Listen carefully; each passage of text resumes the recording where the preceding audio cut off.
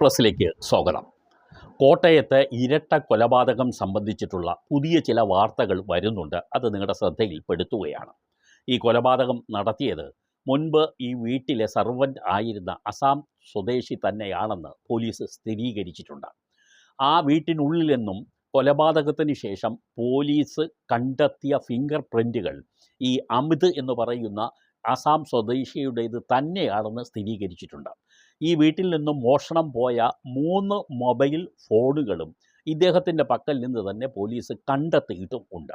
അതിലെ ഫിംഗർ പ്രിൻറ്റുകളും ഈ കൊലപാതകം നടന്ന വീട്ടിലെ ഫിംഗർ പ്രിൻറ്റുകളും ഒക്കെ തന്നെ സമാനതയിൽ ഉള്ളതാണെന്നും പോലീസ് കരുതുന്നു. അത് വ്യക്തമാവുകയും ചെയ്തിട്ടുണ്ട്. ഈ പറയുന്ന അമിത് എന്ന് പറയുന്ന ഈ ചെറുപ്പക്കാരൻ യഥാർത്ഥത്തിൽ കാപഢ്യം നേരത്തെ തന്നെ ഉള്ള ഒരു വ്യക്തിയും മോഷണ കുറ്റത്തിലെ പ്രതിയുമായിരുന്ന ആളാണ്. 10ൽ പരം മൊബൈൽ ഫോണുകളാണ് ഇയാളെ കൈവശം ഉള്ളത്. പല തരത്തിലുള്ള സിമ്മുകളും പല ആളുകളുടെ പേരിലുള്ള സിമ്മുകളും ഇയാൾ മാറി മാറി ഉപയോഗിച്ചിരുന്നു. ഒരിക്കലും ഒരു മൊബൈലോ ഒരു സിമ്മിലോ മാത്രമല്ല ഇയാൾ ഇടപാടുകൾ നടത്തിക്കൊണ്ടിരുന്നത്. ഇടപാടുകൾ എന്ന് പറഞ്ഞാൽ മറ്റാളുകളെ വിളിക്കുന്നതിനും ഒക്കെ തന്നെ വിവിധ ഫോണുകളിലെ വിവിധ സിമ്മുകൾ വഴിയാണ് ഇയാൾ സ്ഥിരമായി ചെയ്തിരുന്നത്. ഒരു സിമ്മ് സ്ഥിരമായിട്ട് ഉപയോഗിക്കില്ല എന്നുള്ളത് തന്നെയാണ് ഒരു ക്രിമിനൽ മൈൻഡുള്ള ഒരു വ്യക്തിയിൽ നിന്ന് നമുക്ക് കിട്ടുന്ന ഒന്നാമത്തെ സൂചന. കാരണം അയാൾ മാറി മാറി പല തരത്തിലും പല തട്ടിലും പല രീതിയിലും കാപഢ്യം ഉണ്ടാക്കിക്കൊണ്ടേയിരിക്കും. കാരണം എന്തെങ്കിലും പോലീസിൻ്റെ വലയിൽ വീഴാതിരിക്കണം എങ്കിൽ ഇത്തരത്തിൽ ആ മാറ്റങ്ങൾ മുഴുവൻ വരണം എന്ന് തന്നെ അയാളുടെ ബുദ്ധി അയാളെ ഉപദേശിച്ചിരിക്കാം. ഇപ്പോൾ ഈ കോട്ടയത്തെ കൊലപാതകം നടത്തുന്നതിന് മുമ്പ് ശനിയാഴ്ച ദിവസം അദ്ദേഹം കോട്ടയത്തെ ഒരു ലോഡ്ജിലാണ് താമസിച്ചിരുന്നത്. 2 ദിവസം അയാൾ അവിടെ താമസിച്ചിരുന്നു. ശനിയും ഞായറും തിങ്കളാഴ്ച രാവിലെ വരെയും അയാൾ അവിടെയാണ് താമസിച്ചിരുന്നത്. ഈ 2 ദിവസങ്ങളിലും അയാൾ കല്ലുവാതുക്കൽ ഉള്ള വിജയകുമാർ, ഈ കൊല്ലപ്പെട്ട മനുഷ്യൻ്റെ കൊട്ടാരം വീട് പുറത്ത് ചുറ്റും നടന്ന് ഇയാൾ ഏകദേശമൊക്കെ പരിശോധിച്ചിരുന്നു. ദാറ്റ് മീൻസ് എങ്ങനെയൊക്കെയാണ് ഈ കൊലപാതകം ആസൂത്രണം ചെയ്ത് നടപ്പാക്കേണ്ടത് എന്നത് സംബന്ധിച്ച് അയാൾക്ക് അയാളുടേതായ ഒരു ഐഡിയ ഉണ്ടാക്കുന്നതിന് വേണ്ടിയാണ് ഈ ചുറ്റിക്കറങ്ങലൊക്കെ നടത്തിയിരുന്നത്. ശനിയും ഞായറും താമസിച്ചു. തിങ്കളാഴ്ച രാവിലെ തന്നെ ഈ ലോഡ്ജിലെ മുറി അയാൾ വെക്കേറ്റ് ചെയ്തു. എന്നിട്ട് നേരെ കോട്ടയം റെയിൽവേ സ്റ്റേഷനിലേക്ക് വരുന്നു. അവിടെ ഒരു പ്ലാറ്റ്ഫോം ടിക്കറ്റ് എടുക്കുകയും റെയിൽവേ സ്റ്റേഷനകത്ത് കയറുകയും ചെയ്യുന്നു. ആ റെയിൽവേ സ്റ്റേഷനുള്ളിൽ അയാൾ രാത്രി വരെയും കഴിച്ചുകൂട്ടി എന്നാണ് മനസ്സിലാക്കുന്നത്. പാതിരാത്രി ആയപ്പോൾ അയാൾ അവിടെ നിന്നും ഇറങ്ങുകയും ഈ വീട്ടിനകത്തേക്ക് കയറിപ്പറ്റുകയും ഈ വിജയകുമാറിനെയും ഭാര്യയെയും കൊലപ്പെടുത്തുകയും ചെയ്യുന്നു. അപ്പോൾ അയാൾ കൃത്യമായും ആ വീട് അറിയുന്ന ആൾ, വീട്ടിലേക്ക് ലൊക്കേഷൻ ക്ലിയറായിട്ട് അയാൾക്കറിയാം. അവിടെ നിന്നും മൊബൈൽ ഫോൺ എടുക്കേണ്ട കാര്യങ്ങളും ഈ വാതിൽ തുറക്കേണ്ട രീതികളും ഒക്കെ വ്യക്തമായും മനസ്സിലാക്കിയ ഇയാൾ കാവൽ നായികളെ മയക്കുന്നതിന് വേണ്ടിയുള്ള മരുന്നും കരുതിയാണ് പോയത്. എല്ലാം അയാൾ ഒന്നൊന്നായി ചെയ്യുന്നു. കൃത്യമായും ഈ മർഡർ നടപ്പാക്കുകയും തിരികെ അയാൾ തൃശ്ശൂരിലേക്ക് പോവുകയാണ് ചെയ്തിരിക്കുന്നത്. അപ്പോൾ ഇയാളുടെ ടവർ ലൊക്കേഷനുകളെല്ലാം തന്നെ പോലീസ് കൃത്യമായും ഫോളോ ചെയ്തതുകൊണ്ട് തന്നെ എല്ലാം പോലീസിന് ശരിയായ രീതിയിൽ തന്നെ കൃത്യമായും ഇത് നടപ്പാക്കിയത് ഈ അസാം സ്വദേശി തന്നെയാണെന്ന് ബോധ്യപ്പെടുത്തുകയും തൃശ്ശൂരിലെ ഒരു കോഴി ഫാമിൽ നിന്നും ടവർ ലൊക്കേഷൻ ഫോളോ ചെയ്ത് പോലീസ് ഇയാളെ കസ്റ്റഡിയിൽ എടുക്കുമാണ് ചെയ്തിരിക്കുന്നത്.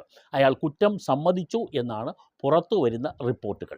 പ്രതികാരം തന്നെയാണ് യഥാർത്ഥത്തിൽ മോട്ടീവ് എന്നുള്ളതും വ്യക്തമായിട്ടുണ്ട്.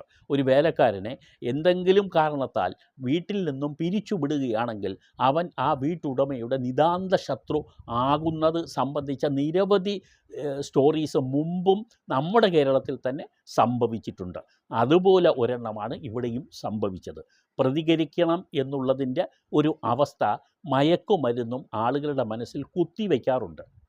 ഒരു പ്രതികാരം തോന്നിക്കഴിഞ്ഞാൽ അതിനെ വളർത്തിയെടുക്കാൻ മയക്കുമരുന്നിന് വലിയൊരു പിന്തുണ നൽകാറുണ്ട് എന്നുള്ളതാണ് മാനസികാരോഗ്യ വിദഗ്ധരൊക്കെ പറയുന്ന ഒരു കാര്യം. ഒരാളെ കൊല്ലണം ഇല്ലെങ്കിൽ അയാളോടുള്ള ശത്രുത നമ്മുടെ മനസ്സിൽ ഉണ്ടായാൽ അതിൻ്റെ 1000 ഇരട്ടി അതിനെ ജ്വലിപ്പിച്ചെടുക്കാൻ കഴിയുന്ന തരത്തിലുള്ള മയക്കുമരുന്നുകൾ ഇന്ന് ലഭ്യമാണ്. മദ്യത്തിനെയൊക്കെ കടത്തി വെട്ടുന്ന തരത്തിലുള്ള മനോധൈര്യം കൊടുക്കുന്നതിന് ഈ മയക്കുമരുന്നുകൾക്ക് വലിയൊരു പങ്കുണ്ടെന്ന് കരുതപ്പെടുന്നു. അങ്ങനെ മയക്കുമരുന്നിന് അടിപ്പെട്ട ഒരു അസാം ചെറുപ്പക്കാരൻ ചെയ്ത ക്രൂരകൃത്യമാണ് കോട്ടയത്ത് നടന്നത്. പക്ഷേ കോടീശ്വരനായ ഒരു മനുഷ്യന് ഇനിയും ആകെ 65 വയസ്സ് മാത്രമേ അദ്ദേഹത്തിന് പ്രായമുള്ളൂ. ആ മനുഷ്യനെയും അയാളുടെ 61 വയസ്സ് മാത്രം പ്രായമുള്ള അവരുടെ ഭാര്യയെയുമാണ് നിർദ്ദയം ഈ കാബാലികൻ കൊന്നു വീഴ്ത്തിയത്. അതും അവരുടെ മുഖമൊക്കെ ഒരു തരത്തിലും വ്യക്തമാകാത്ത തരത്തിലുള്ള ഈ രീതിയിൽ അത്രത്തോളം മാരകമായിട്ടാണ് മുഖത്തും പരിക്കേൽപ്പിച്ച് കൊലപ്പെടുത്തിയത്. മുഖം തിരിച്ചറിയാൻ കഴിയുന്നില്ല എന്നുള്ളതാണ് ഈ ഇൻക്വസ്റ്റ് റിപ്പോർട്ടിൽ നിന്നും കിട്ടുന്ന വിവരം. ഇപ്പോൾ ഒരു കാര്യം ഉറപ്പുണ്ട്, കേരള പോലീസിന് പെട്ടെന്ന് തന്നെ കുറ്റവാളിയെ കണ്ടുപിടിക്കാൻ ഉള്ള ഒരു ഇൻട്രസ്റ്റ് പോലീസ് എടുക്കുകയും കൃത്യമായും കണ്ടെത്തുകയും ചെയ്തിട്ടുണ്ട്. പക്ഷേ ഇവിടെ കൊണ്ടും പോലീസ് നിർത്തുന്നില്ല എന്നാണ് മനസ്സിലാക്കുന്നത്. കാരണം ഇയാൾ അന്യസംസ്ഥാനത്ത് ഇയാളുടെ ബന്ധങ്ങളെക്കുറിച്ചും വേരുകളെക്കുറിച്ചുമൊക്കെ ഉള്ള അന്വേഷണം ആരംഭിച്ചിട്ടുണ്ട്. അതിൽ നിന്നും പുതിയ വിവരങ്ങൾ പുറത്തു വരാനുള്ള സാധ്യത വളരെ കൂടുതലുമാണ്. മകൻ്റെ മരണവുമായി ബന്ധപ്പെട്ട് ഇത് കണക്റ്റ് ചെയ്യുന്നതിന് എന്തെങ്കിലും സാധ്യതയുണ്ടോ എന്നുള്ളത് CBIയും മറ്റൊരു വശത്തുകൂടി അന്വേഷണം തുടങ്ങിയിട്ടുണ്ട്.